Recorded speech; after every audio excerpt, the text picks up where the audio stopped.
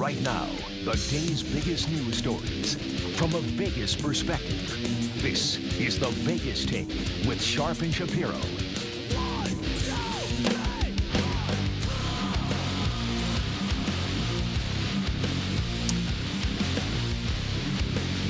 All right, welcome back.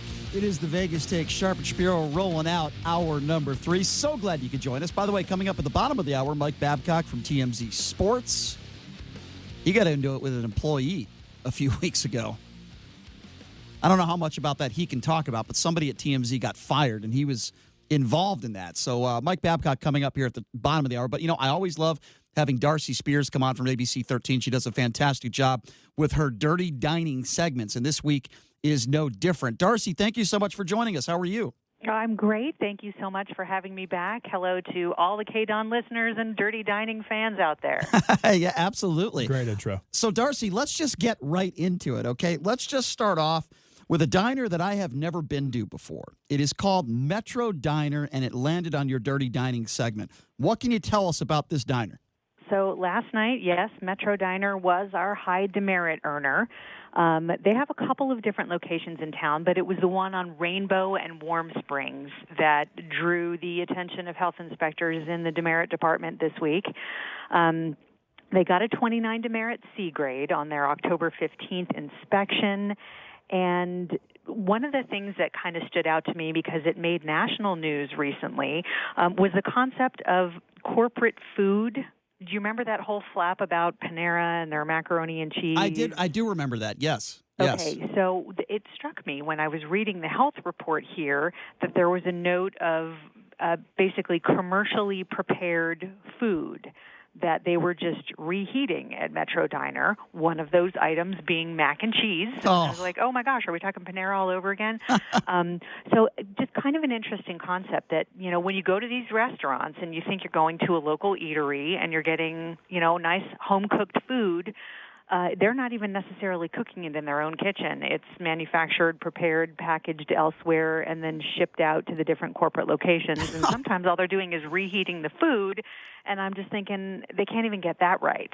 There was so much food at unsafe temperatures, including the commercial. So where are they getting this food from? Where are they getting? Okay, so you're saying this food is processed somewhere else. They're not even making it fresh there in the restaurant. They're getting it. They're storing it, what, in like a freezer or a fridge, and they're just heating it up when a customer orders something? That's disgusting.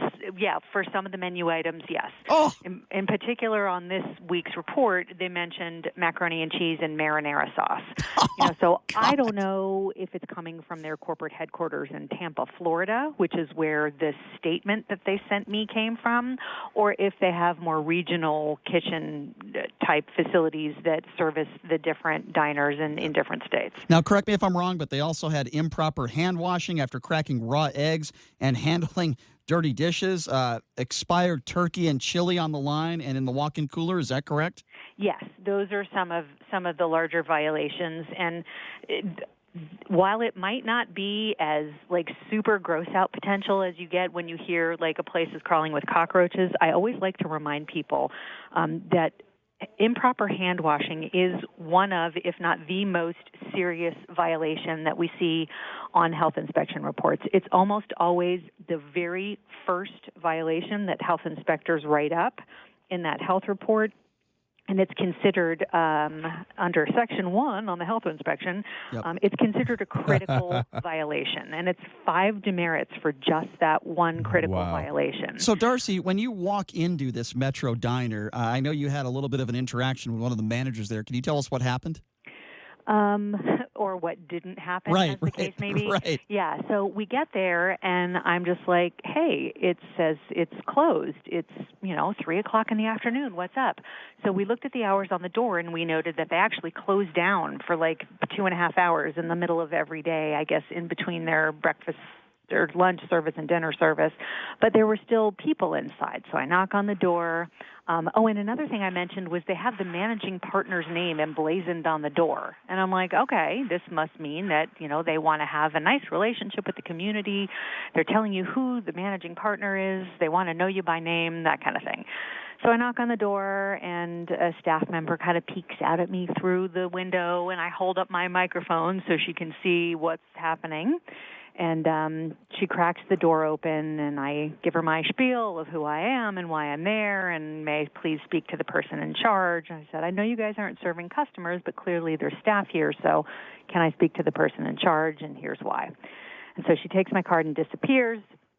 And then when the door reopens, I didn't even get a chance to, start talking. The guy's just, immediately, I'll be happy to give this to my corporate office and have them contact you. It's literally the first thing out of his mouth before I even say, hi, I'm Darcy Spears from Channel 13. Oh, jeez. So he's got my card in his hand from the previous staff member telling me he's going to give it to his corporate office and have them contact me. All right. Well, that sounds like an awful place to eat. You did a great job there, and we're glad you're reporting that to the people here in Las Vegas. All right, let's go to a repeat offender. And by the way, if you're just joining us, we are speaking with Darcy Spears, ABC 13. She does a great job with this dirty dining segment she does, and she's nice enough to talk about it with us every week, every Thursday. Okay, so let's talk about a repeat offender kebab kitchen. You might want to call it the throw-up kitchen. Anyway, where is this place located, and tell us what you found again.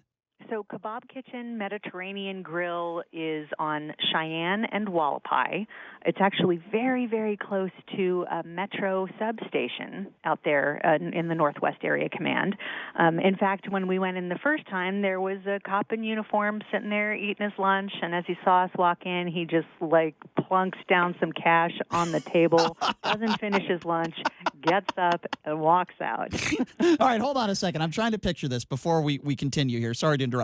So you're saying you walk into the kebab kitchen with your microphone and cameraman. There's a police officer sitting there eating. He takes a look at you, and he's like, oh, no, almost like he knew what you were there for.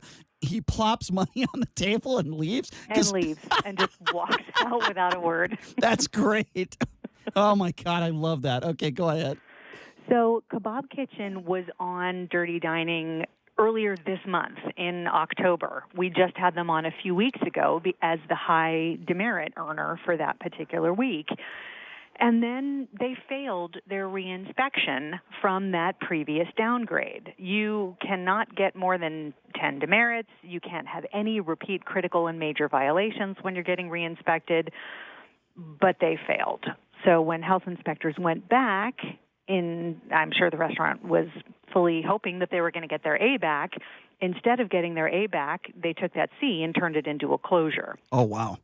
And some of the violations that the health inspector noted at that reinspection were dirty soda nozzles. And when you go to fill up your soda at the little self-service soda machine, there's this little nozzle that the stuff comes out of and goes into your cup.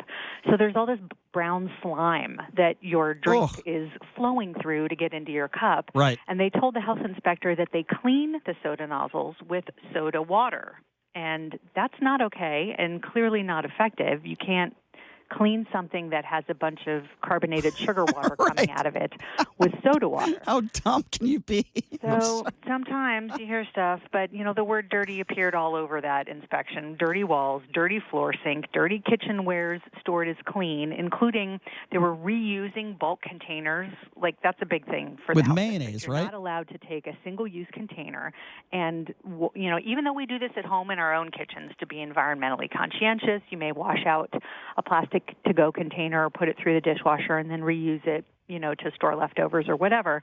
But you can't do that in a commercial kitchen. So they had taken an old mayonnaise container, a bulk mayonnaise container that they had rinsed out and were reusing. But lo and behold, it had a whole bunch of black mold inside it.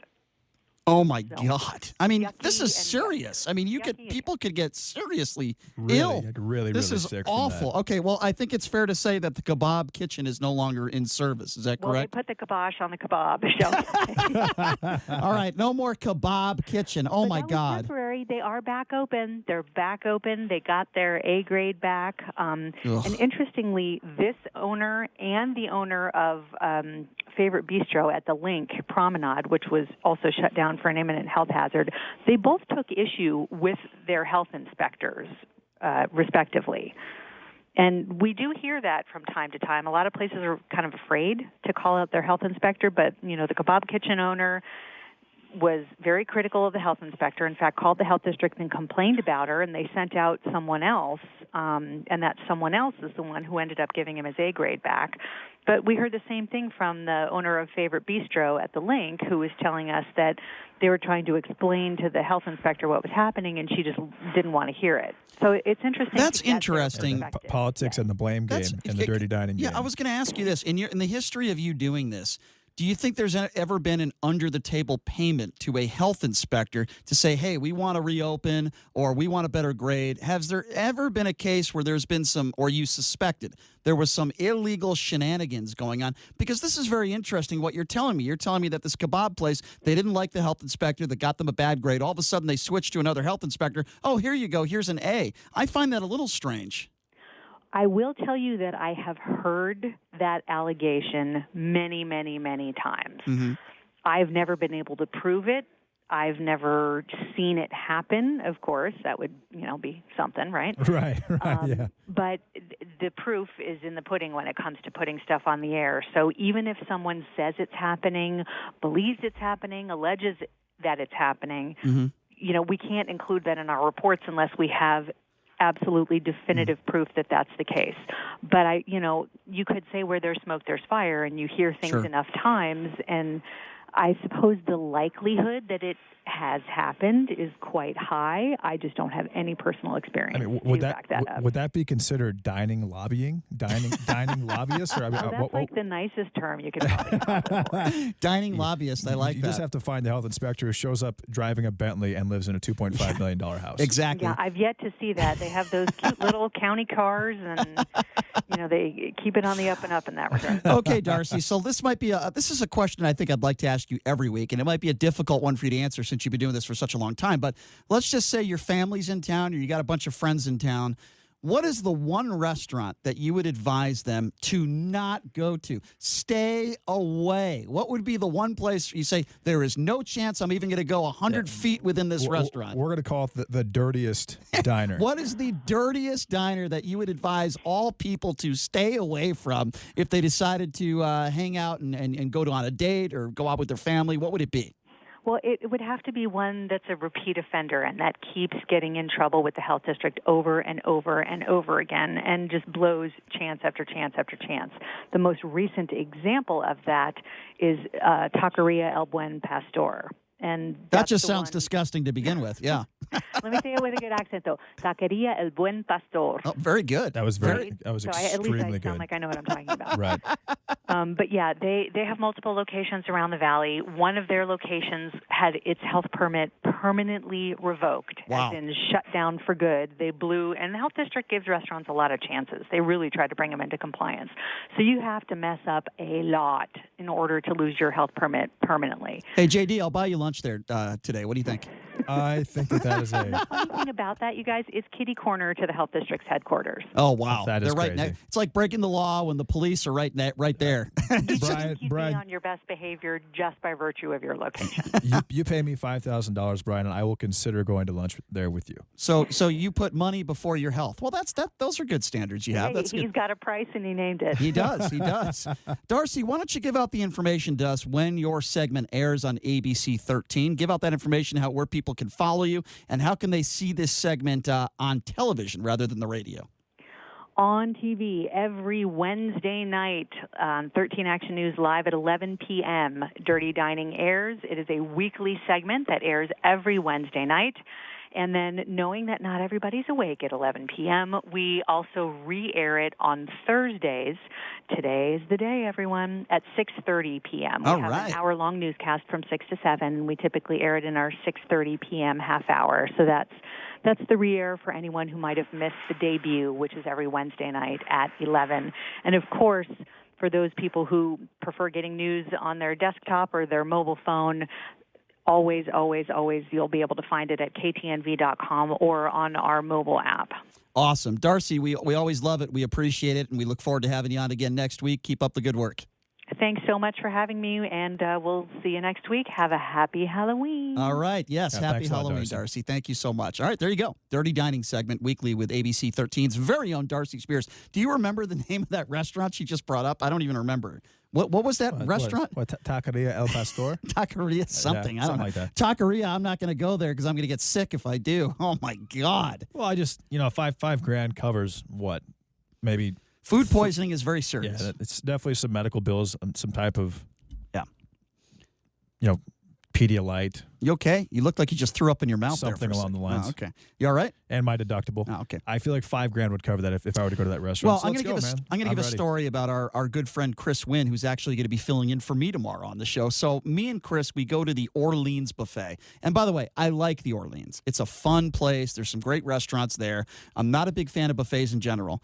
But by the way, our producer wants to name this new restaurant. Taqueria Diarrhea. That's the name. Yeah, he wants to name it that. Stein, that was a good one. But anyway, really good. Anybody who knows my friend Chris knows that he enjoys buffets. There's nothing wrong with that. And every single time we go to a buffet, the buffet loses money. The reason is he gets about 10 plates of food.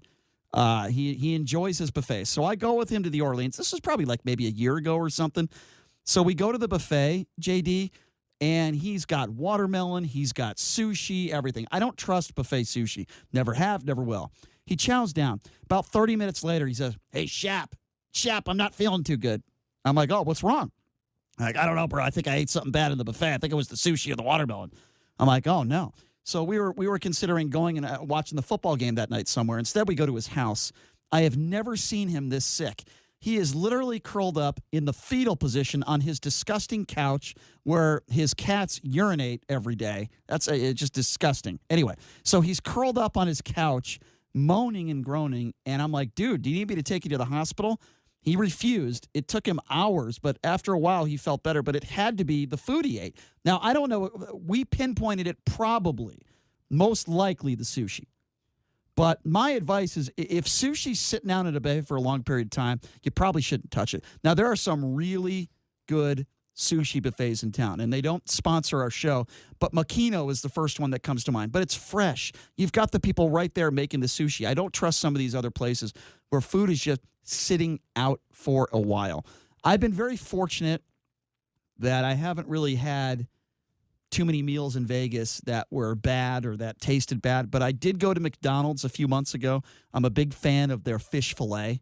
I like extra tartar sauce on my fish fillet, and I swear to you, I'm not making this up. I took a bite out of the sandwich. Something did not taste right.